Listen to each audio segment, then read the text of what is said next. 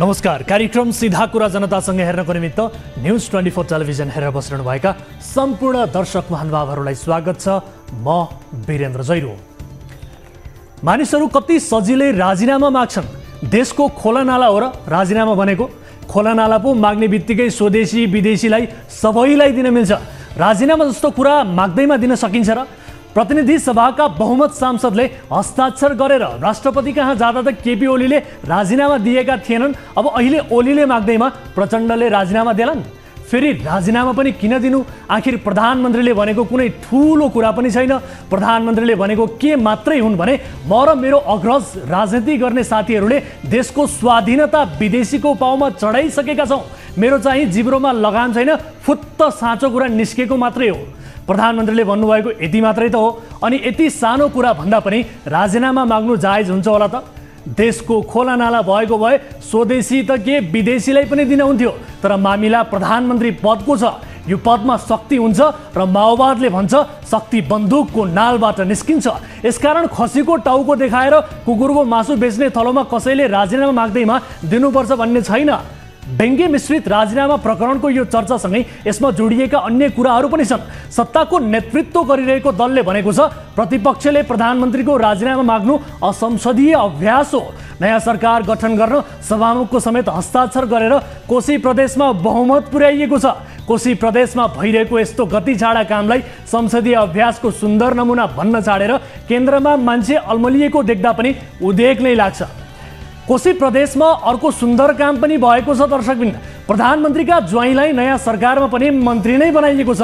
74 को चुनावमा हारेर 5 वर्ष थानको लागेका जीवन आचार्य हिक्मत कार्की नेतृत्वको सरकारमा मन्त्री थिए। सभामुख समेतको समर्थनमा उद्धव थापाले बनाएको नयाँ सरकारमा आचार्यले माओवादीको नेतृत्व गरेका छन्।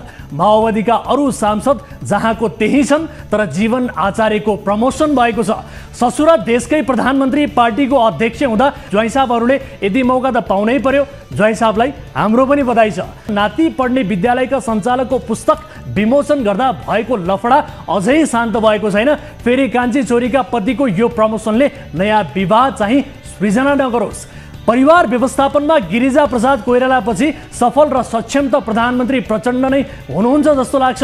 जीवनको उत्तरार्धमा गिरिजा प्रसादले प्रचण्डलाई मुलुकको जिम्मेवारी अब तपाईँको काँधमा छ भन्नुको तात्पर्य पनि यही नै हो कि सायद?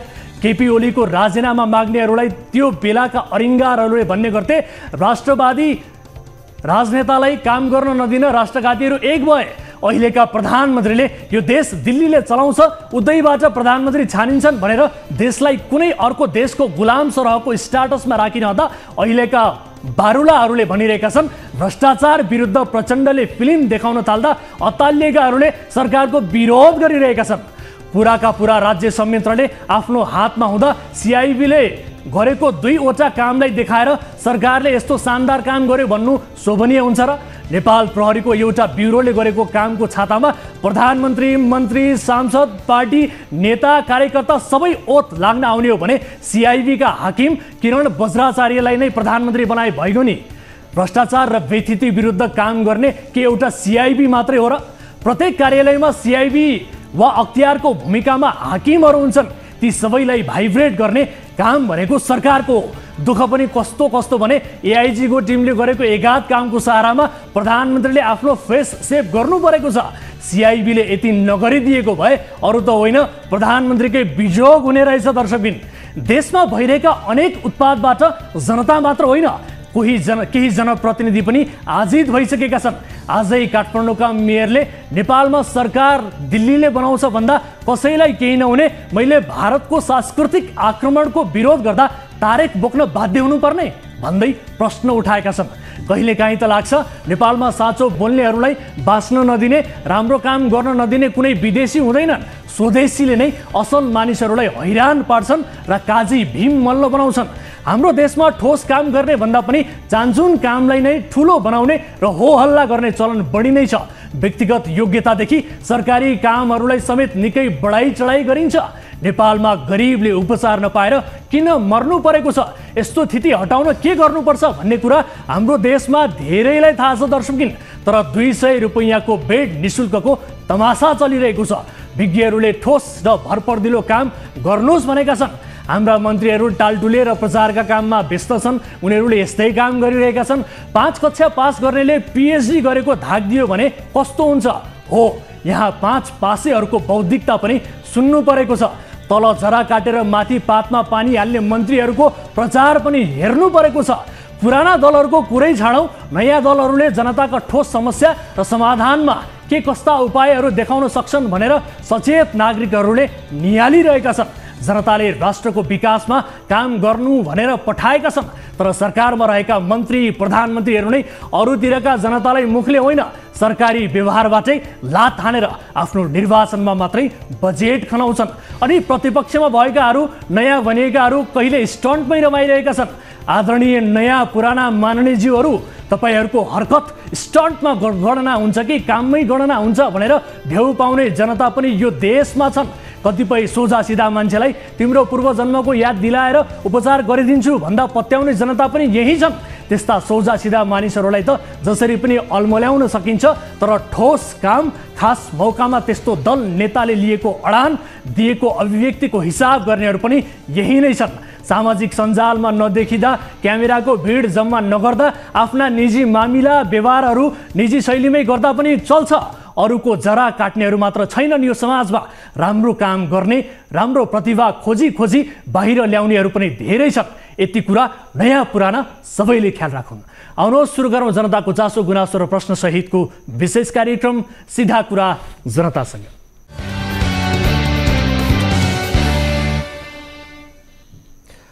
स्वागत छ दर्शक महानुभावहरू। कार्यक्रम सिधा कुरा जनतासँगको एउटा नयाँ श्रृङ्खलामा उपस्थित भइसकेका छौँ।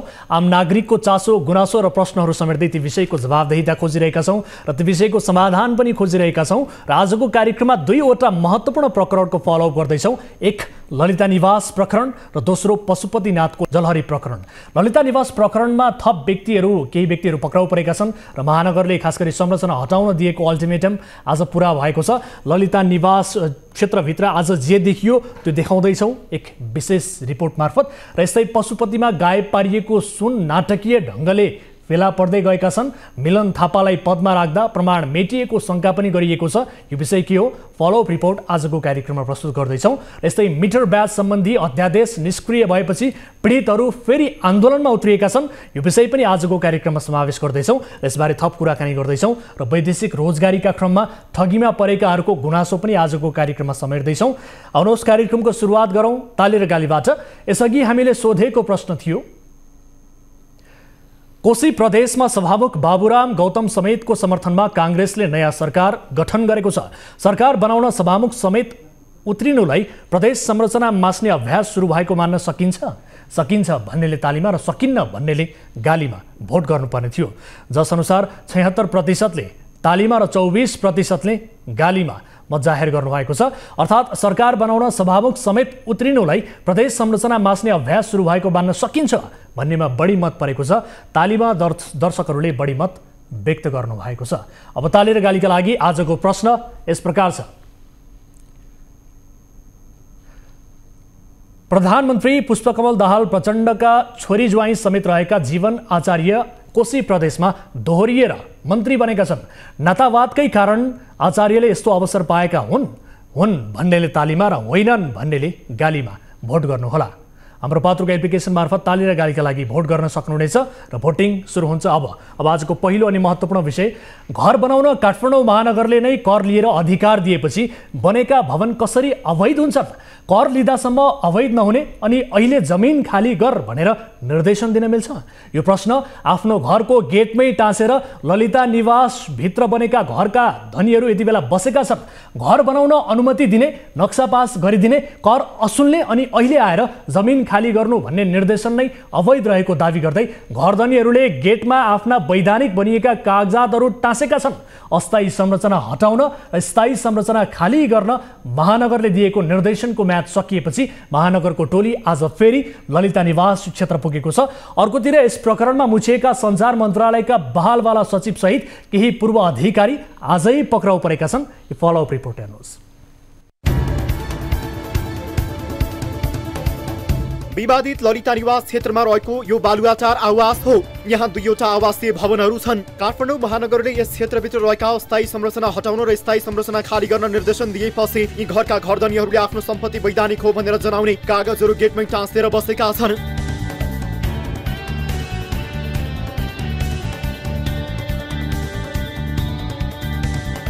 भवन निर्माण अनुमति पत्र, नक्सा पास, मालपोतले गरेको किता कार्ड लगायतका कागजातहरूले गेट भरिएको छ। 2075 सालमा प्राप्त भवन निर्माण अनुमति पत्र लगायतका कागजातमा घरधनीको नाम उल्लेख छ।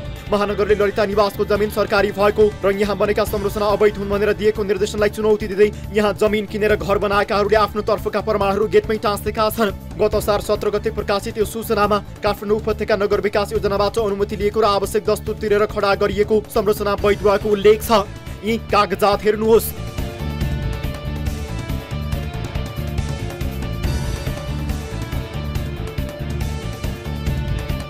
पत्रमा उल्लेख भएका कागजातमा मालपोतका अधिकारी र महानगरका अधिकारीहरूले भवन निर्माण गर्नु पूर्व दिनुपर्ने अनुमति दिएका छन्। काठमाडौँ महानगरको शहरी विकास विभागबाट 2075 सालमा लिएको यो अनुमति पत्रमा पेश गर्ने इन्जिनियर, सिफारिस गर्ने महाशाखा विभागीय प्रमुखको हस्ताक्षर छ। स्वीकृति दिनेमा सहसचिव ईश्वरमान मरहट्टाको हस्ताक्षर छ। यो अनुमति पत्र पनि हेर्नुहोस्।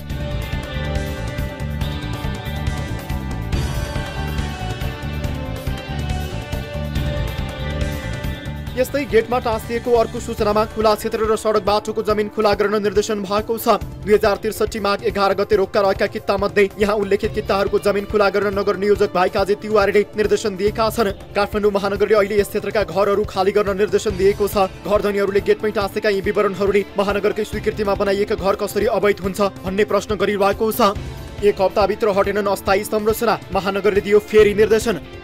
ललिता निवासमा रहेका अस्थायी संरचना हटाउन काठमाडौँ महानगरले दिएको निर्देशन पालना नभएको पाइएको छ। गत आइतबार महानगर प्रहरी सहित महानगरको टोलीले अस्थायी संरचनाहरू 7 दिनभित्र हटाउन निर्देशन दिएको थियो।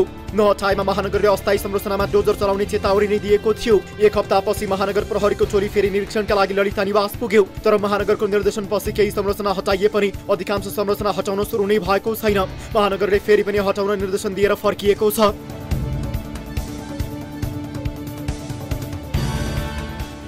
ललिता निवासले चर्चेको जमिनलाई तारबार सहित सुरक्षित गर्ने महानगरको तयारी छ।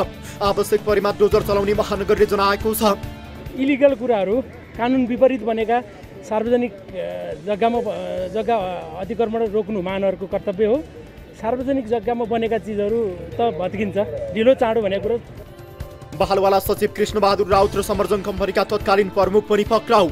बहुचर्चित ललिता निवासको जमिन हिनामिना प्रकरणमा नेपाल प्रहरीको केन्द्रीय अनुसन्धान ब्युरोले आइतबार बहालवाला सचिव कृष्णबहादुर राउतलाई पक्राउ गरेको छ। काठमाडौँबाट विराटनगर जाने क्रममा राउत त्रिभुवन अन्तर्राष्ट्रिय विमानस्थलबाट पक्राउ परेका हुन्। त्यस्तै गरी सिआइबीले समर्जन कम्पनीका तत्कालीन प्रमुख लोकहरि घिमिरे र नापी सर्वेक्षक ध्रुवप्रसाद अर्याललाई पनि पक्राउ गरेको छ। समर्जन कम्पनीका प्रमुखको रूपमा घिमिरेले सरकारी जग्गा दाबी गर्नुपर्ने समयमा दाबी गरेका थिएनन्। नापी अधिकृत अर्याललाई जग्गा नापजाँचमा कृत्य गरेको आरोपमा प्रहरीले पक्राउ गरेको हो।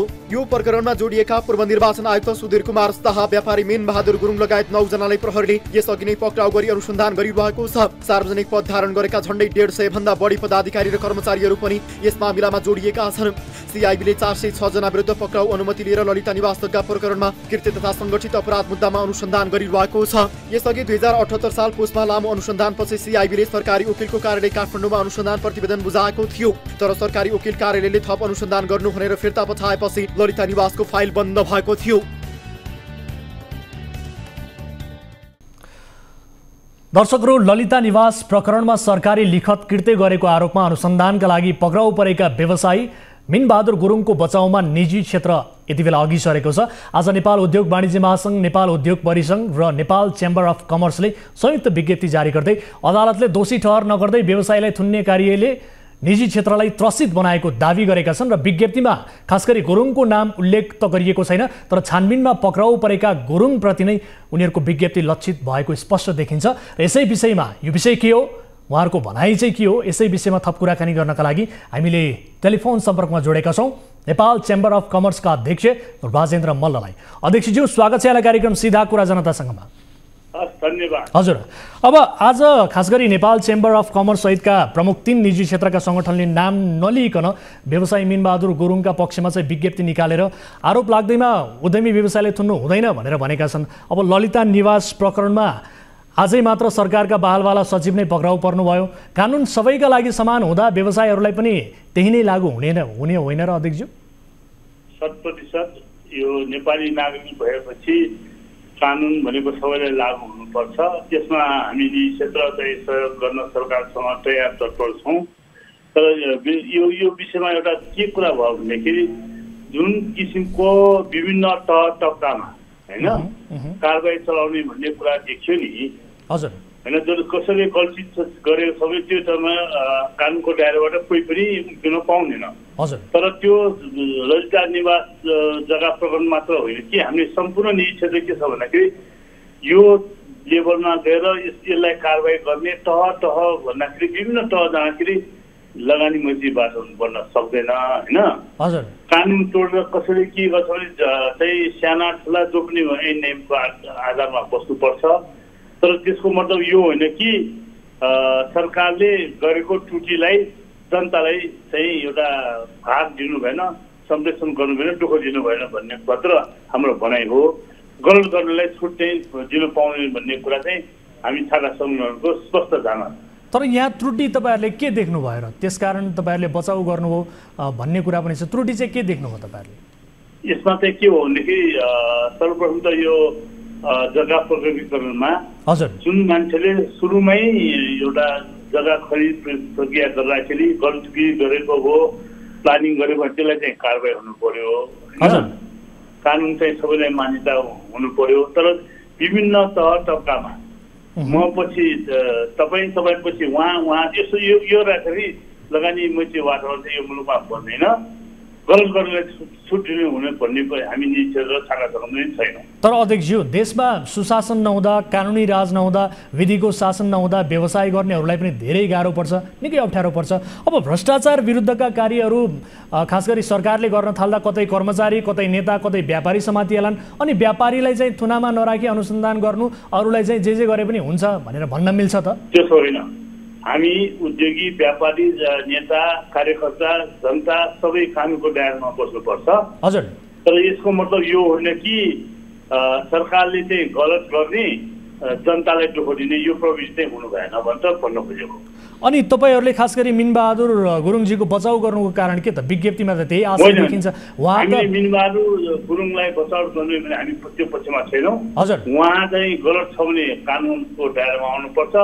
तर चाहिँ जुन किसिमको एन्टी सेन्चुरी बिलको पनि प्रदर्शन छ इन्टरनेसनल प्र्याक्टिस अनुसार होइन, कसैले ठुलेर मात्र होइन र चाहिँ उसलाई चाहिँ पासपोर्ट जफर गर्ने विभिन्न कुराहरू छ नि त, त्यो अन्तर्गत गर्न दिने होइन। अहिले अब हेर्नुहोस् है, ललिता निवास प्रकरणले यति बेला बजार तताइरहेको छ अध्यक्षज्यू।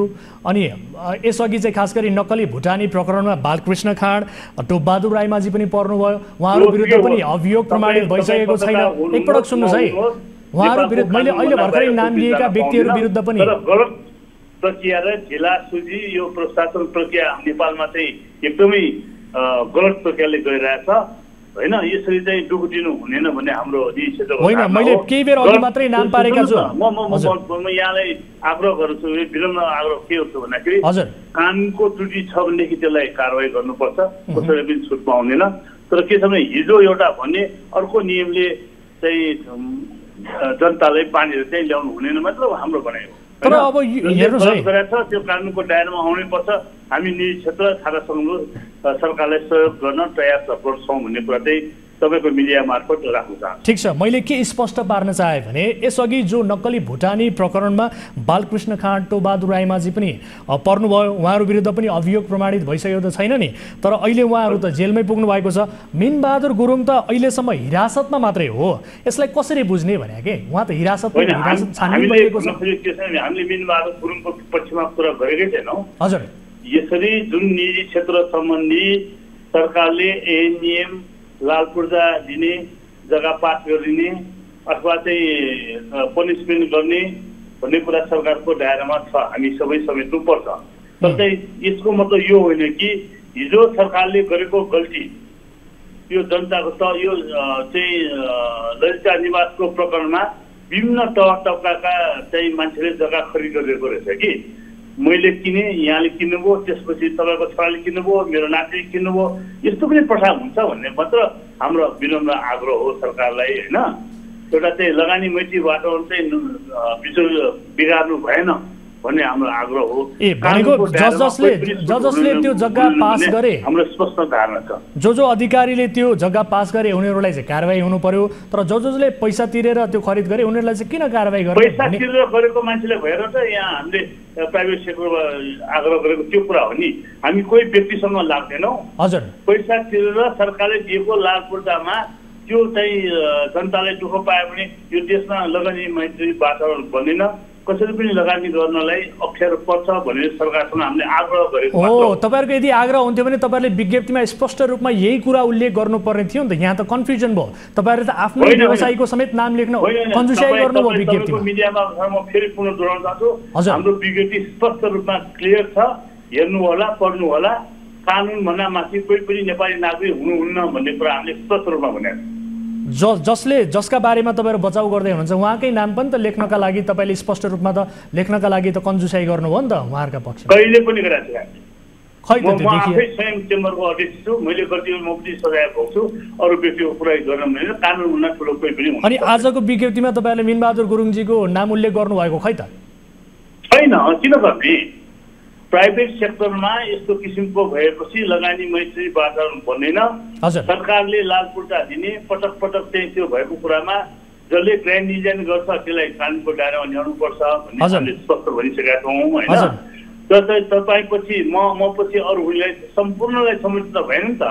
त्यो त कमजोरी त सरकारको भयो नि त, हाम्रो हो, निजी क्षेत्रको हो त यो भन्ने आग्रह गर्न चाहन्छु। ठिक छ, त्यसो भए अहिले अब खास गरी सचिवहरू होइन मन्त्रीहरू पनि यो प्रकरणमा मुछिएको अवस्था छ, यो चाहिँ ठिक भइरहेछ कि यसलाई कसरी लिनुभएको छ तपाईँ? कुनै पनि हालतमा कोही पनि नागरिकले अनाहत बसेको रूपमा दुःख दिनु हुँदैन। हजुर, जुन बेलामा तत्कालको जुन कानुन छ त्यो अनुसार हुनुहुन्छ गर्नुपर्छ, तर चाहिँ एउटा गर्ने अर्कोले फेरि दुःख दिने यस्तो चाहिँ पोलिटिकल स्तर नहोस्, सबै नागरिकले सुख सुविधा पाओस् भन्ने हामी क्षेत्रको आग्रह। हस्, त्यो त सबैले चाहेका छन्। समय र संवादका लागि धन्यवाद सर।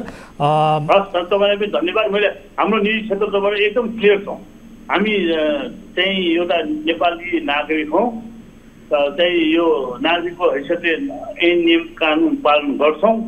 हिजो गरेको कुरालाई फेरि चाहिँ पटक पटक दोहोऱ्याएर दुःख दिनु यो सरकारको कमजोरी हो, द्वेषपूर्ण भावना हो भन्ने कुरा म राख्न चाहन्छु। हस्, धन्यवाद। तपाईँले यो समय र संवादका लागि धन्यवाद दिन चाहन्छु। दर्शक महानुभावहरू, हामीले कुराकानी गऱ्यौँ, खास गरी निजी क्षेत्रले संयुक्त रूपमा विज्ञप्ति जारी गर्यो, तर त्यो विज्ञप्तिमा स्पष्ट रूपमा देखिएन। यो कन्भर्सेसनबाट पनि सायद अलिकति स्पष्ट हुन सकेन। उहाँहरूले निकालेको यो विज्ञप्तिको विवरण फरक छ र उहाँले भन्न खोजेको त्यसलाई अलिकति खुलाएर लेखिएको भए सायद स्पष्ट हुने थियो भन्ने कुरा यो कन्भर्सेसनबाट चाहिँ खासमा हामी स्पष्ट भएका छौँ। अर्को विषयतर्फ यहाँको ध्यान आकर्षण गराउन चाहन्छु। पशुपतिनाथको सुनको जलहरी अख्तियारले जोग्दा आधा किलो कम पाइएको थियो। पशुपति क्षेत्र विकास कोषले भनेको थियो हामीले 108 किलो सुनको जलहरी बनाएका छैनौँ, 96 किलो 822 ग्राम मात्रै जलहरीमा प्रयोग भयो। तर अख्तियारले जोग्दा 107.5 किलो भेटियो। त्यही बेला महालेखालाई पनि कोषले भनेको थियो जलहरी बनाउँदा बाँकी रहेको 11 किलो सुनलाई हामीले रिङ बनायौँ, तर रिङ होइन, जलहरीमै सुन भेटियो।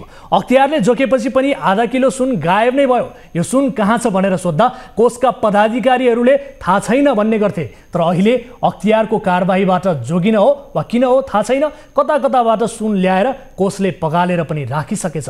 विज्ञहरूले भनेका छन् आरोपीलाई पदमै राखेर प्रमाण मेटाउने अवसर अख्तियारले नै दियो। यही भएर अहिले कारबाहीबाट जोगिन सुनको हिसाब मिलाउने प्रयत्न भयो। यो फलोअप रिपोर्ट हेर्नुहोस्। पशुपतिमा सुनको जलहरी बनाउँदा 96 किलो 822 ग्राम सुन प्रयोग भएको र बाँकी रहेको सुनको टुक्राहरू रिङ बनाई जलहरीमा लगाइयो भनेर मुचुल्कामा पछि थपिएको यो वाक्यांश हेर्नुहोस्।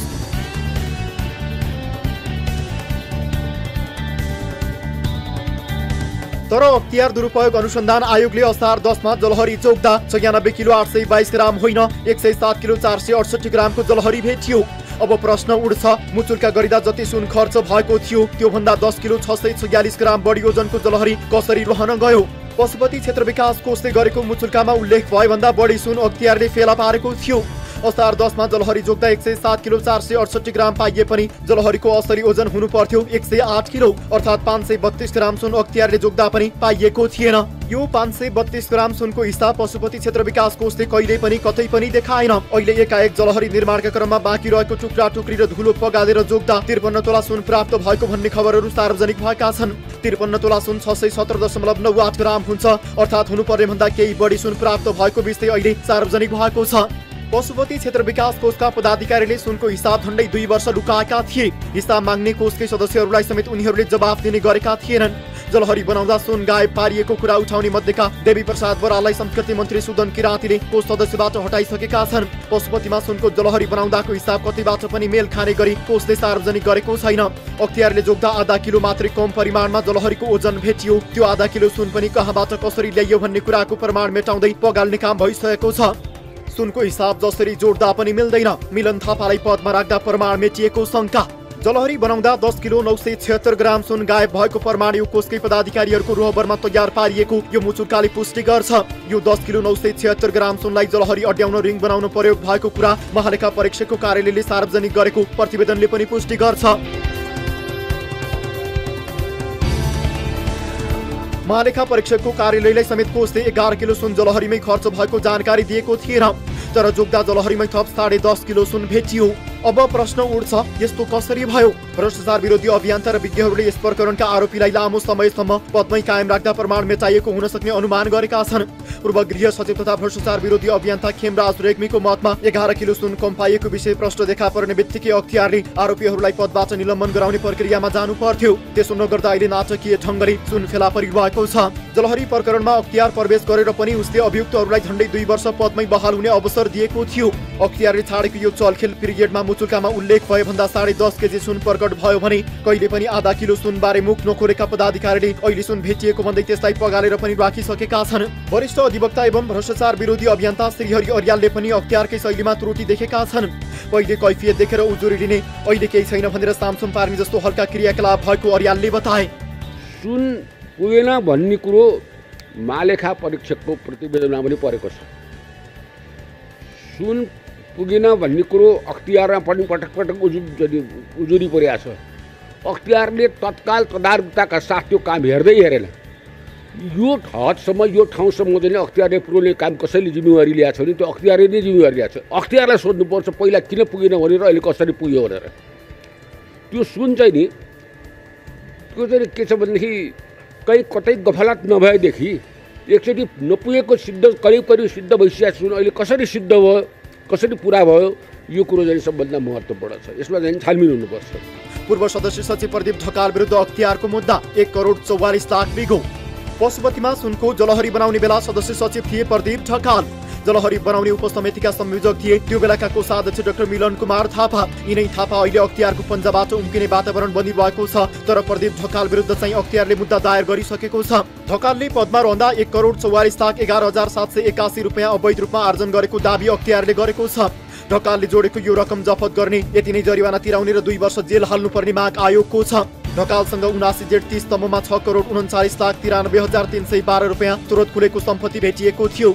74 सालदेखि 79 सालसम्म सदस्य सचिव हुँदा ढकालले अवैध ढङ्गबाट लाखौं कमाएको आयोगको ठहर छ। ढकाललाई तत्कालीन संस्कृति मन्त्री जितेन्द्र देवले सदस्य सचिव बनाएका थिए। दर्शकहरू, यस विषयमा थप कुराकानी गर्नका लागि हामीले खास गरी पशुपति क्षेत्र विकास कोषका सदस्य सचिवलाई टेलिफोन सम्पर्क गरेका थियौँ, तर उहाँको मोबाइल स्विच अफ बतायो। त्यसै गरी प्रवक्तालाई पनि हामीले सम्पर्क गरेका थियौँ, तर उहाँको मोबाइल उठेन, नम्बर उठेन। खास गरी उहाँहरू यो विषयमा बोल्न पनि चाहनुहुन्न। विगतका हाम्रा अनुभवले पनि यही भन्छ, उहाँहरूले यस विषयमा खासै बोल्ने गर्नुभएको छैन। खैर, यो विषयलाई हामी विभिन्न कोणबाट फलोअप गरिरहेका छौँ। फलोअप गर्न हामी छाड्ने छैनौँ। आगामी दिनमा पनि पशुपति जलहरी प्रकरणका विषयहरू हामी नियमित रूपमा कार्यक्रम मार्फत प्रस्तुत गरिरहनेछौँ। अहिलेलाई पालो भएको छ ब्रेकको। ब्रेक पछाडि फेरि उपस्थित हुनेछौँ, कतै नजानुहोला। यहाँहरू हेरिरहनु भएको छ कार्यक्रम सिधा कुरा जनतासँग। अहिलेलाई छोटो ब्रेक।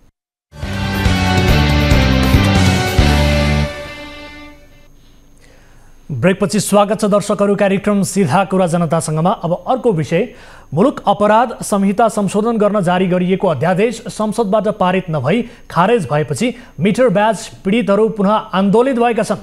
मिटर ब्याज पीडितहरूको समस्या सम्बोधन गर्न सरकारले ऐन संशोधन गर्न खोजेको तर प्रतिपक्षी नेकपा एमाले सदन अवरुद्ध गर्दा अध्यादेश पारित नभई स्वतः खारेज भएको दावी सरकारको छ। अध्यादेश खारेजपछि पुनः धरनामा बसेका पीडितहरूलाई सम्बोधन गर्न आजै गृहमन्त्री नारायण काजी श्रेष्ठ धरनास्थल पुगेका छन्। उनले जसरी भए पनि संसदबाटै ऐन पास गरेरै छाड्ने दृढता प्रकट गरेका छन्। मिटर ब्याज पीडितहरू चाहिँ अहिले प्रमुख प्रतिपक्षी दल नेकपा एमाले र रासोपाका सभापति रवि लामिछाने विरुद्ध आक्रोशित छन्।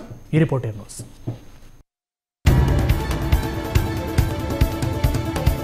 प्रतिपक्षी दलको अवरोधका कारण सरकारले ल्याएको मिटर ब्याज सम्बन्धी अध्यादेश निष्क्रिय भएपछि पीडितहरू फेरि सङ्घर्षमा उत्रिएका छन्। अध्यादेश निष्क्रिय भएपछि पीडितहरूले मिटर ब्याज विरुद्धको कानुन पारित गर्न माग गर्दै संसद भवन अगाडि धरना नै दिएका छन्। अध्यादेशले सम्बोधन गरेका विषयहरू समेटेर आफूलाई न्याय दिने गरी यथाशीघ्र संसदबाट नयाँ ऐन पारित गर्न उनीहरूले माग गरेका छन्।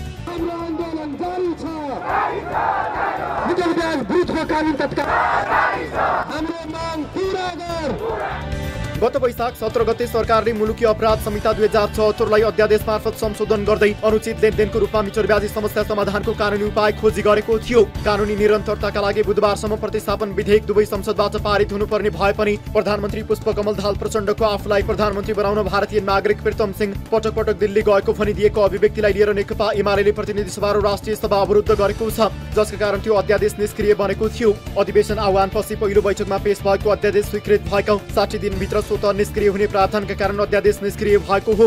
मिटर ब्याज पीडितहरूले सरकारले जाँचबुझ र अनुसन्धानका नाममा जिल्लामा बनाएको सहायक प्रमुख जिल्ला अधिकारी नेतृत्वको समन्वय समितिले पीडितहरूलाई दबावमा राखेर जबरजस्ती सहमति पत्रमा हस्ताक्षर गर्न लगाएको गुनासो गरेका छन्। हाम्रो पक्षमा थियो, अब किन विपक्ष भयो? विपक्ष किन भयो? यो घुस खौकाहरूलाई हामीले यहाँ आउनु पर्यो, यो दुईटाले यहाँ आउनु पर्यो, यहाँ उपस्थित हुनु पर्यो, हाम्रो पीडितको सामनेमा आउनु पर्यो। होइन, उहाँ गृहमन्त्रीबाट हटेपछि हामी आएको थियो काठमाडौँ। त्यति बेला हामीलाई भनिएछ कि म गृहमन्त्री भएको भए म गएर च्यात्थ्यो, तमसु गरेर घर घरमा गएर च्यातिन्थ्यो। तर उहाँ त 30 साउ आएपछि उहाँ नै आएर यहाँ उहाँहरूको मनोबल बढाएछ। ल ठिक, हामी तपाईँको साथमा छु भनेर। मेरो गाउँको साउ 23 साउहरू फुत्किरहेछ। अहिले मेरो गाउँमा अध्यादेश खारिज भयो नि, त्यो दिन पुरै धुमधाममा पार्टी भएछ के अध्यादेश खारिज गराएर। पीडितहरूले जिल्लामा बनेको सोच समितिले साहुहरूको प्रभावमा परेर उनीहरूलाई उन्मुक्ति दिने र पीडितहरूको उजुरीलाई कमजोर पार्ने गरी भूमिका खेलिरहेको आरोप लगाएका छन्। विगतमा लामो सङ्घर्षपछि मिटर ब्याज पीडित सङ्घर्ष समिति र सरकार बीचमा चैत 18 गते भएको सहमति लागू गर्न माग गरेका छन् भने मिटर ब्याजलाई दण्डनीय गर्ने व्यवस्था सहितको ऐन जारी गर्न माग गरेका छन्। पहिलाको जस्तै गाली गर्ने, बेइज्जती गर्ने अहिले फेरि गरिरहेछ। त्यसैले चाहिँ हामी अब यहाँ सरकारसम्म आयौँ, फेरि हामी काठमाडौँसम्म आयौँ। हाम्रो अब जुन अध्यादेश हाम्रो थियो अध्यादेशबाट त्यो हाम्रो पारित गरिदियोस् होइन। हाम्रो कानुन हाम्रो पीडितको लागि, पीडितको पक्षमा कानुन बनाओस् सरकारले। सरकार र पीडितहरू बीच 18 चैतमा समझदारी भए पनि उनीहरूको आन्दोलन रोकिएको थिएन। सरकारले मिटर ब्याज सम्बन्धी अध्यादेश जारी गरी जाँचबुझ आयोग मार्फत उजुरी लिएर छानबिन अघि बढाएपछि पीडितहरूले आन्दोलन मत्थर पारेर शान्ति वाटिकामा मात्रै धरना दिँदै आएका थिए। पीडितलाई ढुक्कसँग घरमा फर्कन गृहमन्त्रीको आग्रह, भन्छन् विधेयक पारित गरेरै छाड्छौं। उप प्रधानमन्त्री तथा गृहमन्त्री नारायण काजी श्रेष्ठ पीडितहरूलाई भेट्न धरनास्थलमै पुगेका छन्। मन्त्री श्रेष्ठले पीडितहरूलाई घर फर्किन आग्रह गर्दै न्याय दिलाउने काम कुनै हालतमा नरोकिने बताएका छन्। उनले सरकारले निष्क्रिय भएको अध्यादेशलाई प्रतिस्थापन गर्ने गरी विधेयक संसदमा प्रस्तुत गरिसकेको भन्दै त्यसलाई अघि बढाउने समेत बताएका छन्। म सरकारमा छु, तपाईले सडकबाट पीडितको पक्षमा आवाज उठाइराख्नु भएको छ। त्यसकारणले हामी फरक फरक ठाउँमा भएर मिटरब्याजी पीडितहरूलाई न्याय दिने काम गरिरहेका छौँ। यो सामन्ती शोषणको निकृष्ट अवशेष हो मिटरब्याजीको शोषण।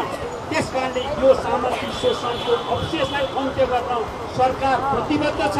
यसलाई कुनै पनि हात हामी रोक्ने छैनौँ। यसलाई अन्तिम सफलता। यसअघि अध्यादेश निष्क्रिय भएकै दिन श्रेष्ठले मिटर ब्याज सम्बन्धी विधेयक पारित हुन नसक्दा आफू निकै आहत भएको भन्दै स्ट्याटस पोस्ट गरेका थिए। अध्यादेश निष्क्रिय भए पनि संसदको प्रक्रियाबाट विधेयक अघि बढाइने र कानुन बनाएर छाड्ने उनको भनाइ थियो। श्रेष्ठले सामन्ती शोषणको अवशेषका रूपमा रहेको मिटर ब्याजलाई हर हालतमा अन्त्य गर्ने दृढता व्यक्त गरेका थिए।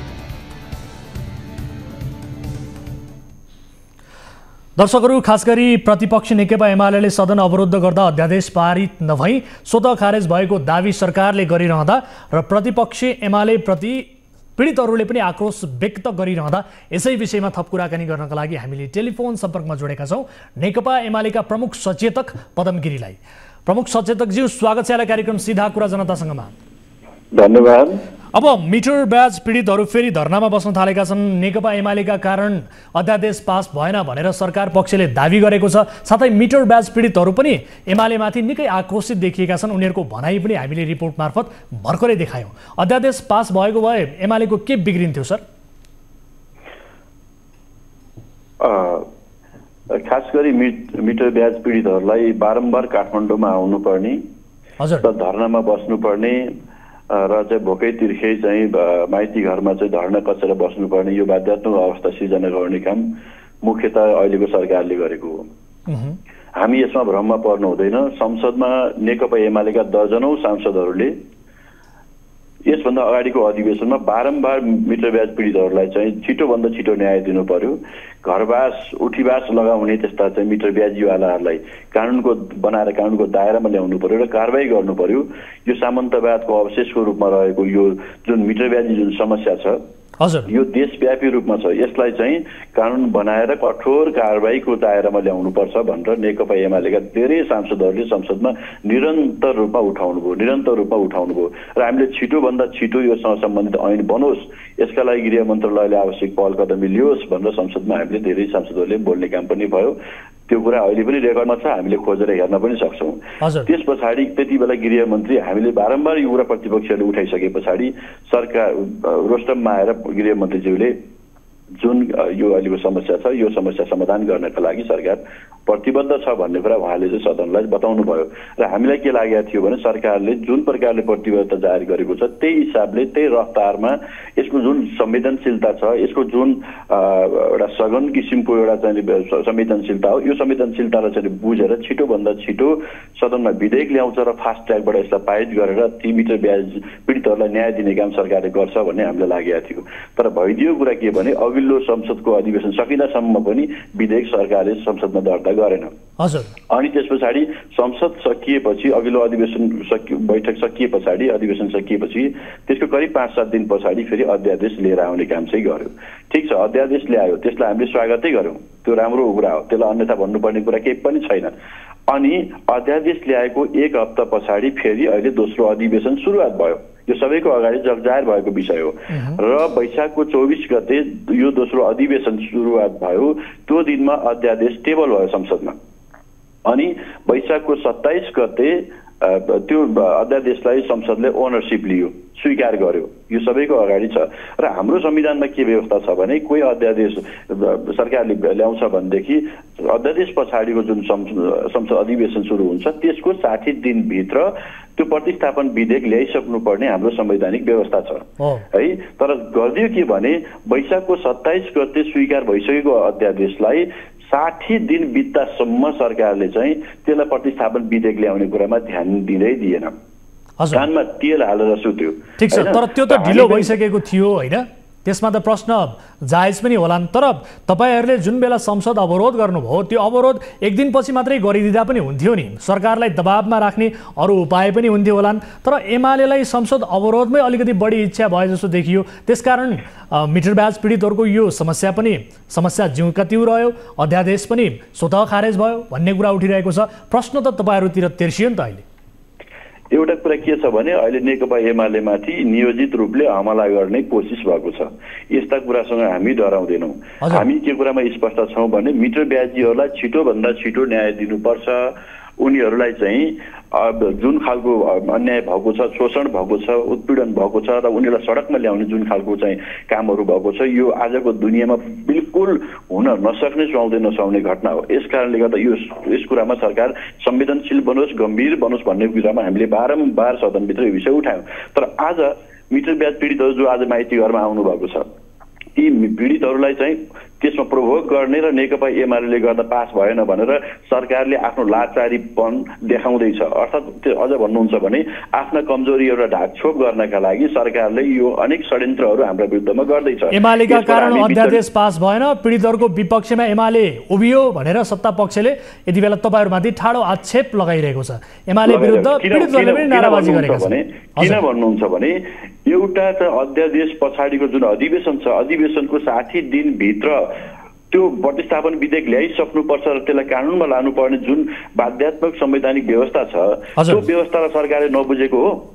हामीले कानुन मन्त्रीलाई भन्यौँ तपाईँले किन यो विधेयक चाहिँ छिटो ल्याउनुहुन्न प्रतिस्थापन विधेयक भनेर मैले बारम्बार कानुन मन्त्रीज्यूलाई भने उहाँले चाहिँ अरू कुरामा चाहिँ त्यो कुरालाई प्रायोरिटी दिनुभयो, यो कुरालाई उहाँले प्रायोरिटी दिनु भएन। अन्तिममा आइसके पछाडि एक दिन पनि बाँकी नराखिकन संसदमा बल्ल अनि विधेयक ल्याएर दर्ता गराउनु भयो। उहाँहरूको इन्ट्रेस्ट, सरकारको इन्ट्रेस्ट के थियो भनेदेखि उहाँहरूको इन्ट्रेस्ट भनेको संसद प्रतिस्थापन विधेयक संसदमा दर्ता गर्ने, त्यसको लागि छलफल गर्ने समय नदिने, त्यसपछि प्रतिपक्षले समय माग गर्यो भनेदेखि प्रतिपक्षको कारणले गर्दा विधेयक पास भएन भनेर ती पीडितहरू जो शोषणमा परेका छन् उनीहरूमा चाहिँ भ्रम सार्न पाइन्छ र अनि त्यस पछाडि आफ्नो खेती गर्न पाइन्छ भन्ने हिसाबले सरकारले यो नियोजित ढङ्गले यस्तो ढङ्गले आयो। आज सरकारलाई मेरो प्रश्न छ, 60 दिनसम्म सरकारले के हेरेर बसेको थियो र अन्तिम दिनमा मात्रै किन संसदमा पेश गर्ने काम गर्यो?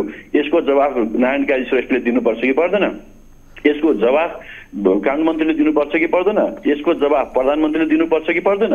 तैपनि हामीले के भन्यौँ भनेदेखि यसलाई अब संसदका समितिहरूमा लगेर छलफल गर्दाखेरि यो प्रतिस्थापन विधेयक चाहिँ पास गर्न नसकिने र ती पीडितहरूले न्याय नपाउने भएपछि सिधै फुल हाउसबाट फास्ट ट्र्याकबाट पास गरौँ भन्ने कुरामा प्रतिपक्षले सहजीकरण गरेर त्यो दिनमा हामीले छलफल गर्ने कार्यक्रम तय भएको थियो। तर दुर्भाग्य के भइदियो भने प्रधानमन्त्रीले म यो देशको प्रधानमन्त्री बन्नका लागि भारतीय एउटा व्यापारी, ट्रक व्यवसायीलाई दिल्लीमा पुगेर लबिङ गर्नुभयो भन्ने जस्तो आपत्तिजनक र देशको स्वाधीनतालाई माटोमा मिलाउने, हाम्रो आत्मसम्मानलाई चाहिँ आँच पुर्याउने र एउटा सार्वभौम सत्ता सम्पन्न संसदबाट चुनिएको प्रधानमन्त्रीले म संसदबाट होइन दिल्लीबाट भएको भन्ने आशा अभिव्यक्त गर्ने कुराले सिङ्गो 3 करोड नेपाली जनताको शिर निहुरियो। हाम्रो स्वाभिमान कहाँ पुग्यो? यस्तो गम्भीर विषय आइसके पछाडि संसदमा हामीले यसलाई रोकेर यो विषय के हो प्रधानमन्त्रीले जवाफ दिनु पर्यो भनेर भन्दाखेरि के हामीले अपराध गर्यौं? देशको स्वाधीनता भन्दा माथि ठूलो कुरा अर्को केही हुन्छ? ठीक छ, प्रधानमन्त्रीको राजीनामा मागेर तपाईहरुले संसद अवरोध गर्नु भएको छ। राजीनामा मागेर तपाईहरुले संसद अवरोध गर्नु भएको छ, तर यो त असंसदीय हरकत भयो भनेर सत्ता पक्षले भनिरहेको छ। अर्कोतर्फ अब तपाईहरु ठुलठुला दल भिड्ने अनि बाछाको मिचाइमा चाहिँ मिटर ब्याजीहरु परे जस्तो देखियो के? सचेत होइन, मिटर ब्याजी पीडितहरूलाई हामीले कुनै पनि हालतमा न्याय दिलाउने काम नेकपा एमाले गर्छ। प्रमुख प्रतिपक्ष दलले यदि सरकार कुनै पनि बहानामा भाग्न खोज्यो भने हामी यसबाट भाग्न दिँदैनौँ। हाम्रो चुनौती हो र हामीले आजसम्म यस्ता सम्पूर्ण क्षेत्रमा सामाजिक रूपमा उत्पीडन परेका, आर्थिक रूपमा चाहिँ उत्पीडनमा परेका, विभेदमा परेका, अन्यायमा परेका, शोषणमा परेका ती समुदायको, ती जनताको निम्ति निरन्तर रूपमा हामीले लामो समयदेखि सङ्घर्ष गर्दै आएका हौँ। त्यो समुदायको हितको निम्ति लड्ने हाम्रो राजनीतिक दायित्व हुन्छ, नैतिक रूपमा जिम्मेवारी हुन्छ। हामी त्यसबाट एक रत्ती पनि अलिकति पनि विचलित हुँदैनौँ। तर यसको मतलब के होइन भनेदेखि यस्तो राष्ट्रिय स्वाधीनतालाई नै चाहिँ आँच पुर्याउने गरी, राष्ट्रको एउटा स्वाभिमान नै चाहिँ धुलोमा मिलाउने गरी प्रधानमन्त्रीले दिएको अभिव्यक्तिले यो खालको परिस्थिति, जटिल परिस्थिति निर्माण भएको। तर पनि हामी के भन्छौँ भनेदेखि अब सरकारले यो प्रतिस्थापन विधेयक त ती पीडितहरूलाई देखाउनका लागि ल्याएको, अन्तिम दिनमा ल्याउनु भनेको देखाउनका लागि ल्याएको, गर्नका लागि ल्याएको। तपाईले अब प्रधानमन्त्री र खास गरी प्रीतम सिंहको प्रसङ्ग पनि निकाल्नु भयो। अहिलेको जुन प्रधानमन्त्रीको चाहिँ जुन खालको अभिव्यक्ति थियो यो कुराले चाहिँ को छिनोफानो भइसके पछाडि हामी तुरुन्तै यो विषयलाई संसदभित्र हामीले चाहिँ दर्ता गर्न लगाउँछौँ र फास्ट ट्र्याकबाट 1-2 दिन 3-4 दिनको अवधिमा छलफल गरेर यसलाई टुङ्गो लगाएर ती मित्र ब्याजी पीडितहरू छन् उनीहरूलाई न्याय दिलाउने काम हाम्रो पहल कदमीमा हुन्छ।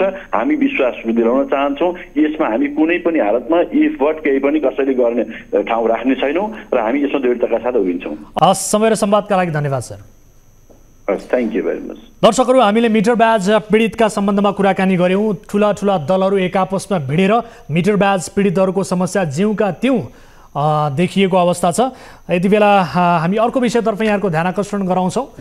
3 लाख रुपैयाँ दिनुस् माल्टा पठाइदिन्छु, 7 लाख रुपैयाँ दिनुस् रोमानिया पठाइदिन्छु भन्दै सोझा सिधा मानिसहरू ठग्न पल्केकाहरू गाउँ गाउँमा छन्। टोल टोलमै यस्तो धन्दा चलिरहेको छ। हामी सहित धेरै सञ्चार माध्यमहरूले ठगीका यस्ता प्रकारबारे दिनहुँ चर्चा गरिरहेकै हुन्छन्, तर ठगिने क्रम रोकिएको छैन, घटेको पनि छैन। मकवानपुरमा कृष्ण छेत्री भन्ने व्यक्तिले 27 युवाबाट 80 लाख ठगेको मामिला हामीसम्म आएको छ। आफ्नै साथीले 18 लाख रुपैयाँ लिएर नदिएको र अहिले अमेरिका गएर बसेको गुनासो गर्दै एक महिला पनि हाम्रो कार्यालयमा आइपुगेकी छन्। हेटौडाबाट टिभी जर्नलिस्ट सुनिता विष्टको सहयोगमा तयार पारिएको यो रिपोर्ट हेर्नुहोस्। वैदेशिक रोजगारीको लागि माल्टा पठाइदिन्छु भन्दै लाखौं रकम ठगेर एक व्यक्ति सम्पर्कविहीन भएका छन्। मकवानपुरको हेटौडा उपमहानगरपालिका 8 कमानेका कृष्ण छेत्रीले माल्टा पठाइदिने भन्दै दर्जनौं व्यक्तिहरूसँग लाखौं रकम असुली गरेर फरार भएका हुन्। कृष्णले पासपोर्ट लगायतका कागजात समेत कब्जा गरेको पीडितहरूको गुनासो छ।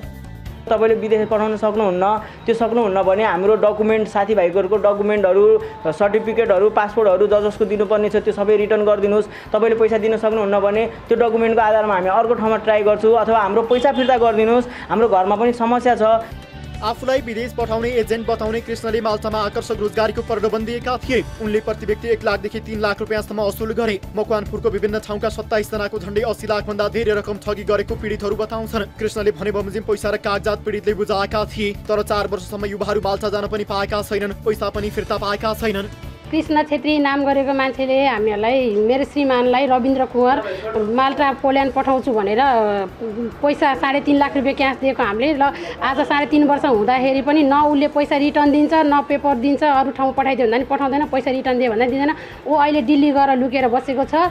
यो 4 वर्षसम्म कृष्णले कहिले नक्कली कागजात बनाएर झुलाउने, कहिले पैसा फिर्ता दिन आश्वासन दिँदै आएका छन्। केही पीडितहरू कृष्णले भने बमोजिम नक्कली अनुमति पत्र लिएर भारतसम्म पुगेका थिए, तर माल्टा जाने आशामा पीडितहरू 21 दिन भारतमा बसे। तर कृष्ण भारतबाटै सम्पर्कविहीन भएपछि युवाहरू नेपाल फर्किएका थिए। 79 कार्तिक 27 मा 2 महिनाभित्र पैसा फिर्ता गर्ने भन्दै लिखित सम्झौता पनि गरेका छन्, तर सम्झौता गरेको 10 महिना बित्यो। पीडितलाई पैसा फिर्ता नगरेर कृष्ण सम्पर्कविहीन भएका छन्। हामीले उसलाई काम गर्न नसकेपछि इन्डियाबाट फर्काएर हामीले साथीहरू भएर इन्डियाबाट नेपाल लिएर आयौँ। नेपाल ल्याएर उसको घरमा बसेर कागजहरू पनि गरायो। उसले 2 महिनाभित्रमा पैसा दिन्छु भन्थ्यो। अहिले 2 महिना होइन, लगभग 8 महिना 9 महिना 10 महिना भइसक्यो, न उसले पैसा फिर्ता दिन्छ। फेरि भागेर इन्डिया गएको छ अरे। हाम्रै आफ्नै खर्चमा उसलाई हामीले दिल्लीदेखिबाट हामीले घरसम्म लिएर आयौँ। हेर्नु, घरसम्म लिएर आएर उसको बाबाआमालाई जिम्मा लगायौँ। जिम्मा लगाएर अब के गर्ने भन्दाखेरि कागज गरौँ। त्यहाँको मान्ने गुन्ने मतलब भूतपूर्व वडाध्यक्ष, त्यहाँको अरू लेखापढी गर्ने मान्छेहरू हुन्छ नि, जुन त्यो कागज बनाउने लेखापढी गर्ने मान्छे हुन्छ, ऊ मान्छेसहित त्यहाँ 2-4 जना साथी त्यहाँको दिग्गजहरू राखेर हामीले चाहिँ त्यहाँ कागज गऱ्यौँ। कागज गरिसकेपछि चाहिँ 2 महिनाभित्रमा कागज गर्दाखेरि चाहिँ 2 महिनाभित्रमा पैसा दिन्छु अथवा विदेश उडाइदिन्छु भनेर उनीहरूले गर्नुभयो। यस्तै वैदेशिक रोजगारीमा जाने क्रममा अर्का एक युवा पनि ठगीमा परेका छन्। तनहुँका सङ्गम बानियालाई उनकै गाउँले अविनाश पानियाले क्यानाडा पठाउने भनेर ठगेका छन्। क्यानाडा पठाउन नसकेपछि अविनाशले 2079 चैतसम्म लिएको रकम फिर्ता गर्ने भन्दै कागज पनि गरेका छन्, तर हालसम्म पैसा फिर्ता नपाएपछि उनी न्युज 24 को कार्यालयमा आइपुगेका छन्। पैसाहरू रिटर्न गरेर काम भएन, ठिकै छ कामको लागि भनेर आएको, भएन भनेर मैले उसलाई जब म फाइन स्टार्टहरू भयो, तिमीले 15 दिनमा मेरो भिसा लगाउँछु भन्यो। मैले 3 महिनासम्म उयो गरेँ, तैपनि तिमीले लगाउन सकेनौ। अनि नसक्ने भएपछि यो कुरालाई अब क्यान्सल गर, अब भोलिको दिनमा भनेर मैले भन्नु बित्ति भन्दा पनि उसले मानेन। अनि त्यसपछि अनि मैले भोलिको दिनमा मिडियाको जमाना छ, अब कानुनी प्रक्रिया गइन्छ, वकिलले गर्नुभएको कागज छ भनेर भन्दाखेरि 18 लाख लिएर साथी अमेरिका पुगिन्। यता सापटी दिनेको बिल्ली बात। आफ्नै साथीको विश्वासघातको शिकार कलङ्की मिनु अधिकारी भएकी छिन्। साथी रिता गौतमले 18 लाख सापटी लिएको 12 वर्ष बित्यो, तर मिनुले पैसा फिर्ता पाएकी छैनन्। रिता पतिसँगै अमेरिकाको क्यालिफोर्नियामा बस्दै आएकी छिन्। पैसा फिर्ता नपाएपछि पीडित परिवार नेपालमा न्यायका लागि उतारिरहेका छन्। मेरा पनि सासु ससुरा हुनुहुन्छ, चितवनमा सबै मान्छे हुनुहुन्छ, आफन्ती छ छिमेकी हुनुहुन्छ। अरूले कमाउँछन्, हाम्रो चाहिँ खाइदियो भन्दा हामीलाई पनि नराम्रो लाग्यो होला। 10 लाख 8 लाख चाहिँ कमाएरै दिएको पैसा हो, 10 लाख चाहिँ घडेरी बेचेको पैसा हो। यिनीहरू चाहिँ अमेरिका जस्तो ठाउँमा गएर संसारको सबैभन्दा आशा पलाउने देश भन्छन्, त्यस्तो ठाउँमा गएर पनि यिनीहरूले पैसा तिर्दैनन् भनी, यिनीहरू कन्ट्याक्टमा आउँदैनन् भनी मेरो पैसा बरु जेसुकै होस्, म त उठ्छ भनेर यहाँसम्म हजुरकोमा आएको, ठुलो आशा लिएर आएको, बरु मेरो पैसा जेसुकै होस्। यिनीहरूलाई चाहिँ यो श्रीराम सरकारको त्यो नेपाल प्रहरी चाहिँ तानेर नेपालै लिएर कोचोस् भन्न चाहन्छु कि म। यिनीहरूले यतिसम्म गरेपछि उहाँहरू पनि बाबुमा हुनुहुन्छ, उहाँहरूको ग्रिन कार्ड नभए त बाबुमा ग्रिन कार्ड बन्दैन होला। अहिले भोलि बाबुमा मरेपछि नेपाल हुनु होला, छोराछोरी होला भन्ने मलाई साह्रै पिर लगाएर मैले 2 महिनासम्म कागजै रोकेँ। मैले गल्तीले रोकेँ कि मेरो दया धर्मले रोकेँ, मलाई पनि थाहा छ। आजको दिनसम्म मैले रोकेको थिएँ, अब रोक्न सक्नेवाला छैन। यो कुरा चाहिँ उहाँहरूको सम्पूर्ण मान्छेको कानमा र आँखामा पुगोस्। 2068 सालमा 2 किस्ता गरेर 18 लाख रुपियाँ सापटी लिएको यो कागजले पुष्टि गर्छ। प्रमाण सबै भएको तर पैसा फिर्ता नपाएपछि उनीहरू अदालतसम्म पुगे। काठमाडौँ जिल्ला अदालतले 3 वर्ष लगाएर गरेको फैसलामा 1 हप्ताभित्र पैसा फिर्ता गर्न आदेश दिएको छ, तर रिताले 12 वर्षसम्म पैसा फिर्ता पाएकी छैनन्। अदालतको फैसला समेत कार्यान्वयन नभएपछि जिल्ला प्रहरी परिसर काठमाडौँबाट रिताको नाममा पक्राउ पूर्जी जारी भएको छ। यता मिनाको परिवारको बिल्लीबाट भएको छ, उता रिता भने अहिले अमेरिकामा मोजमस्तीको जिन्दगी बाँचिरहेकी छिन्।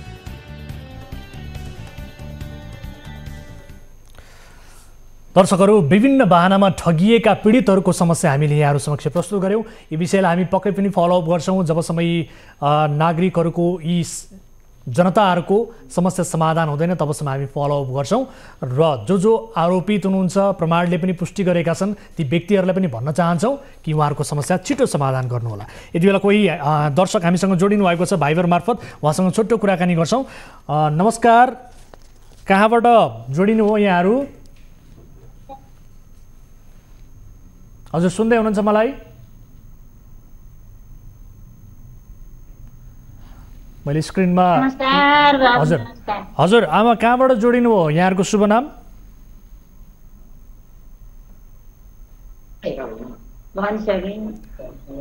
हजुर, के का लागि जोडिनु हो? के समस्या पर्नु हो तपाईँहरू?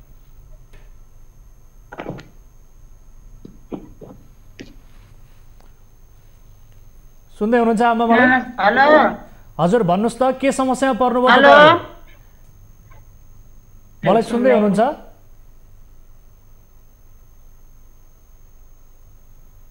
हेलो आमाले सुन्दै हुनुहुन्छ मलाई? के समस्या पर्नु हो?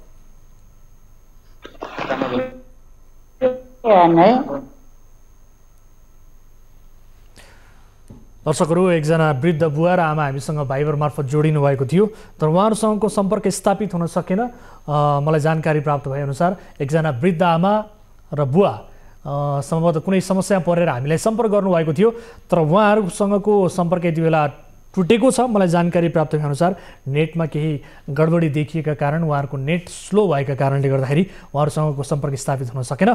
खैर, उहाँहरूसँग हामी के रहेछ विषय, के का लागि हामीलाई सम्पर्क गर्नुभएको, यो विषयलाई बुझेर हाम्रो टिमले उहाँहरूलाई मद्दत गर्ने कोसिस पक्कै पनि गर्नेछ भन्दै आजका लागि कार्यक्रमको निर्धारित समय पनि सकिएको छ। हाम्रो टोल फ्री नम्बर 1660122424, एनसेल नम्बर 9801572424 र एनटिसी नम्बर रहेको छ 9745615654मा 24 घण्टा तपाईँले सम्पर्क गर्न सक्नुहुनेछ। तपाईँले एनसेलको नम्बरमा भाइबर मार्फत आफ्ना गुनासाहरू पनि टिपाउन सक्नुहुनेछ। कार्यक्रम सिधा कुरा जनतासँगबाट म वीरेन्द्र जैरू बिदा हुन्छु। नमस्कार।